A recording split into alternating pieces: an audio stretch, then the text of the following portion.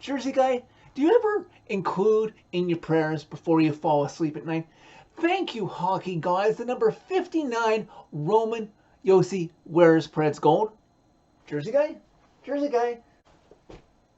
Hear ye, hear ye. I am here on behalf of Preds alumni and Preds Nation all over the world to officially proclaim Captain number 59, Roman Yossi, the single best Predator of any season ever. That is all. Everybody's hands go up, way up, as the Nashville Predators defeat the Ottawa Senators by a score of 3-2 in the capital of Canada, Ottawa, Ontario, inside the Canadian Tire Centre Thursday night. With a solid 27 save performance by one Juuse Saros and 3 assists by their captain, Roman Josi, the Preds stepped up big when they needed to most, and they rallied against an inferior team, but that team played hard. The Preds got the job done just when they needed to most, with now just a dozen games left to go in a regular season. This game, which was originally supposed to be played back in November 18th, but was postponed due to COVID issues with the Sens, marks the first time the Preds have played the Sens in Ottawa since December 19th, 2019. For you Preds trivia buffs out there, do you know the last time the Preds won in regulation, shootout, or overtime in Ottawa? November 17th, 2016.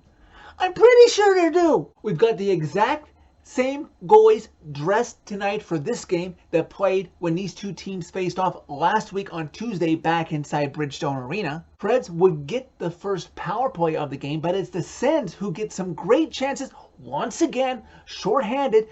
Potentially the Preds giving up the first goal. The Sens get some good looks, but the Preds escape any damage there, but also they unfortunately are not able to capitalize on that first power play. Almost 6 minutes into the game, Jeremy Lauzon hits Brady Tkachuk of the Sens into the boards. Shouldn't have been boarding. We'll never know. But Tkachuk doesn't wait for the refs to say anything. He takes matters into his own hands, and the Preds players and the fans will take that trade off any day of the week because he starts pounding away and him and Lauzon get into a fight.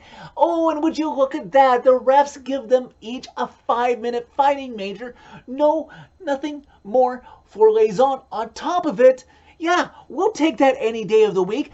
Brady Tkachuk sitting in a penalty box for 5 minutes, not able to be out on the ice creating any chances. Fast forward to about almost 8.5 into the first period. On a long pass out of the Preds zone, Roman Josi gets it up to Mikael Granlund, who keeps the puck, controls it. They go into the Sens zone. He has a 2-on-1 down low. Michael Granlund gets former Pred Michael Delzato to bite, keeping his eyes on him so that Granlund can feed the puck to former Ottawa Senator, now bleeding gold member of the Nashville Predators, Matt Duchene, who gets a pass from Granlund, buries it past Anton Forsberg into the Sens net.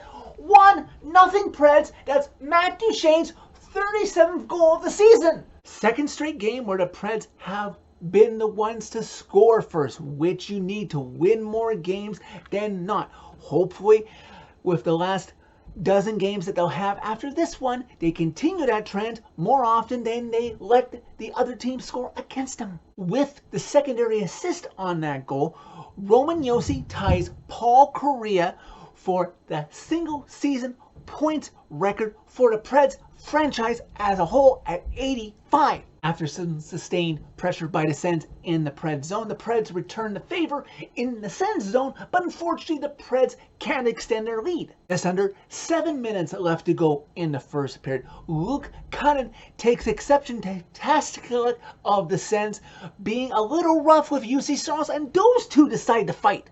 But because Luke Cunnin was the one that instigated the fight, the refs called it, and the Preds will have a key power play to kill off that the Sens will try to tie this game with. About a minute into that power play, you've got Brady Tkachuk followed up by Josh Norris with two great chances down low to try and tie this game, but UC Saros says no to both of them. Preds kill off the penalty with some good rushes, including a great chance by Yakov Trenin, but Forsberg stones him. Just over a minute left in the first period. Preds still lead by 1. You've got Borieski playing in his first game back in Ottawa since joining the Preds. Nice tribute video, by the way, by the Sens for their former defenseman that the fan base still clearly loves that you saw pregame in this win.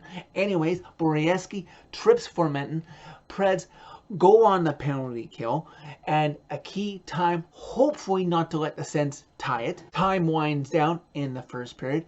Ekholm, just inside his own blue line, stops up, but he collides with Connor Brown of the Sens. The refs call him for kneeing. I don't think it should have been called personally, because I didn't think it was malicious or anything. He tried to stop. He didn't stick out his leg or anything, but the refs called it, and the Preds escape with the lead, but they'll have to start a second period with a crucial 5-on-3 penalty kill. Sens would begin the second period with about 50 seconds left on that 5-on-3 man advantage. 36 seconds into the second period, play is blown dead right in front of the Preds net. And even though it appeared maybe that Brady Tkachuk would get called for goal interference, nope. The play was called dead because Saros' mask came off. Phew, because ultimately the Preds do indeed kill off the remainder of the Sens' 5-on-3 crucial power play. Again, the Preds are coming close to a power play. Anton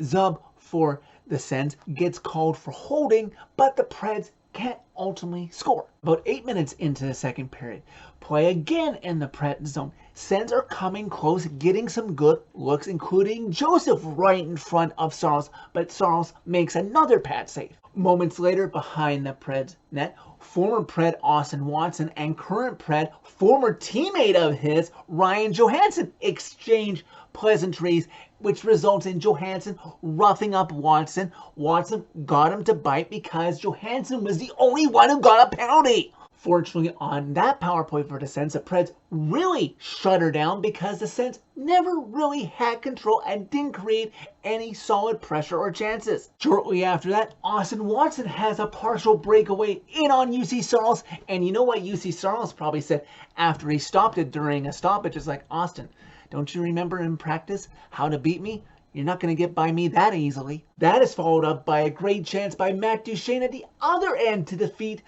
Forsberg, the goalie Anton Forsberg, but Forsberg for the Sens makes a save, keeping this game 1-0 Preds. About 6 minutes left in the second period. It's now Formenton's turn of the Sens to have a breakaway in on Saros, but Saros shuts the door. Preds have been giving up too many breakaways to this Sens team.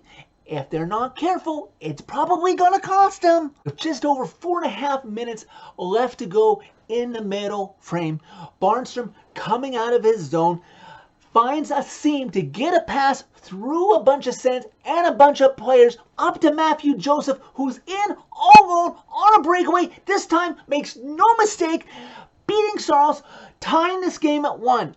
Third time's a charm, I guess, because that was the third breakaway the Preds let the Sens have. And of course, eventually they're going to score, guys. Preds create some chances as time winds down in this second period, including Tolvanen, who had a great chance to beat Forsberg and retake the lead for the Preds with about 7 seconds left, but he is denied and the period winds down. After 40 minutes, it is still 1-1. Full credit to this Sens team out of the playoffs long ago, rallying to tie this game at 1, and the Preds should feel very fortunate that it is no worse than a tie game and they are not in fact trailing after 2 periods. Final 20 minutes underway. Sens with an edge in chances early in that final period. Preds' best chance in the early part of the third period comes about 4 minutes in. Borieski from the sideboard takes a shot through a screen that Tanner Jeannot gets a tip on, but he can't beat Anton Forsberg. Soon after that, though, just under 4.5 minutes into the second period, lazy defense by the Preds' first line, no less. Terrible turnover by Philip Forsberg, and Brady Tkachuk gets the puck. He gets it over to Josh Norris. He winds up, beats Saros, bar down and in. The Sens have their first lead of the game, now leading 2-1. And now the Preds have to play a little desperate because they cannot, I repeat, cannot afford to leave Ottawa with 0 points. You have to work at getting 1 goal and then go from there. Well, that's exactly what they do, because just over 3 minutes later, off of a face-off win in the Sens zone, the puck comes back to Dante Fabro, and he gets it quickly over to my captain, Roman Josi, who winds up, takes a shot. It beats Anton Forsberg. The Preds have tied this game back up at 2. At first, they were going to give it to Josi and make it his 20th of the season, but guess what? Number 84, Tanner Jeannot, was right in front, and he got a tip on it. They rewarded it to him, and that's his 24th of the season. Regardless, the Preds have tied this game back at 2.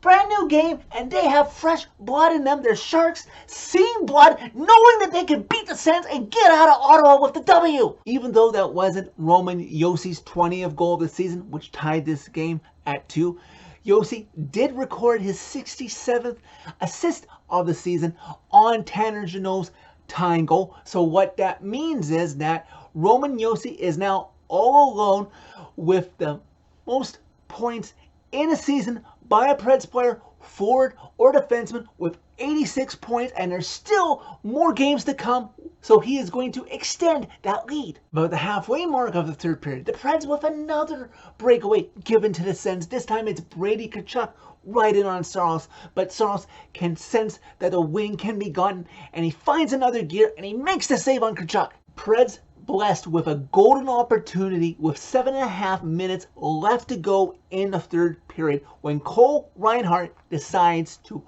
hook Philip Forsberg. The Preds are granted a power play opportunity. They haven't scored one bit on any opportunity tonight so far in Ottawa, but they did score 3 times in Nashville back on Tuesday against Minnesota, so they know they have it within them. Right off the ensuing face-off, obviously started once again by Roman Josi. He gets the puck in down low, and the Preds get to work immediately before the Sens can even know what hit him. The puck comes right in front to Ryan Johansson, and he buries it past Anton Forsberg.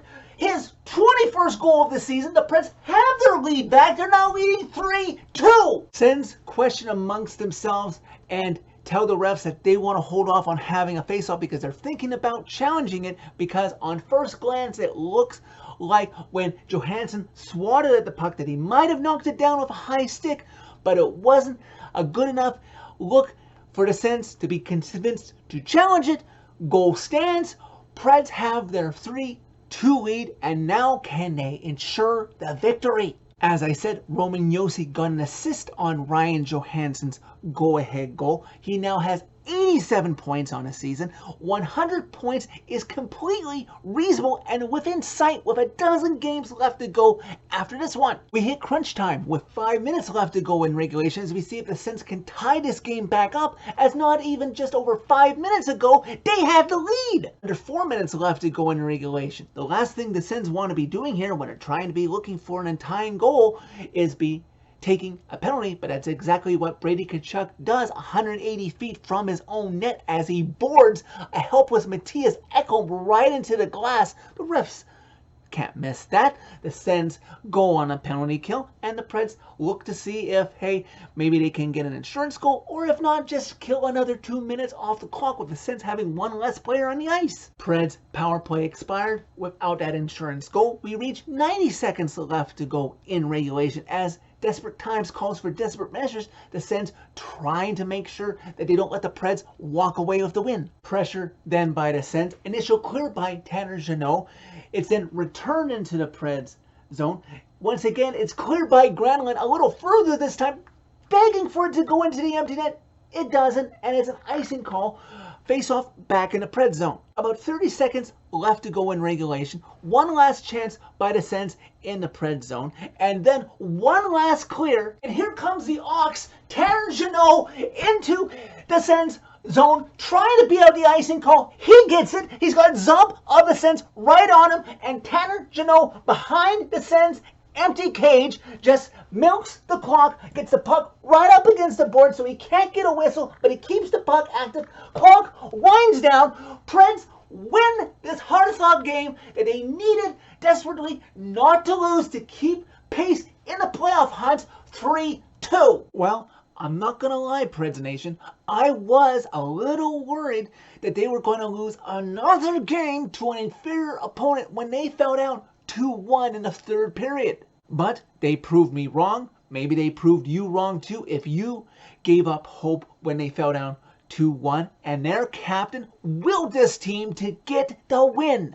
I sure hope that with the 12 games the Preds have left to play in the regular season, that Roman Josi can reach 100 points in a single season. He so certainly deserves that accolade. Unfortunately, the way things are going with the hockey writers for award season come that time after the season is over, he might need to hit that mark to get the writers to look at him and say, hey, I'd like to be considered for the Norris Trophy again. Hi, other than McCarr, there's other defensemen who'd like to get your attention. Personally, if it was up to me, he'd be getting some Hart Trophy consideration too.